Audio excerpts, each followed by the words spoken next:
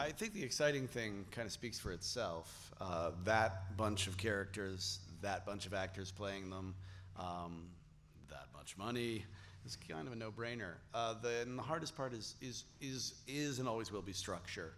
How do you put that together? How do you make everybody shine? How do you let the audience's identification drift from person to person without making them feel like they're not involved? It's a very complex structure. It's not necessarily particularly ornate or original, but it had to be right. It had to be earned from moment to moment, and that's exhausting. That was still going on in the editing room after we'd shot it. For Joss? Down here? Hey. What, in your mind, separates a good comic book adaptation film from a bad comic book adaptation film? Well, there's all sorts.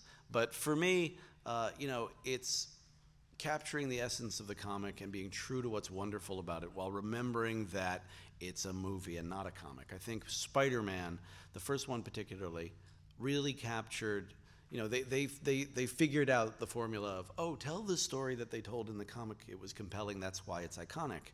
But at the same time, they did certain things that only a movie can do, and that were in the vein of the comic. I think you see things like The League of Extraordinary Gentlemen, where they just throw out the comic, or Watchmen, where they do it frame for frame, and neither of them work.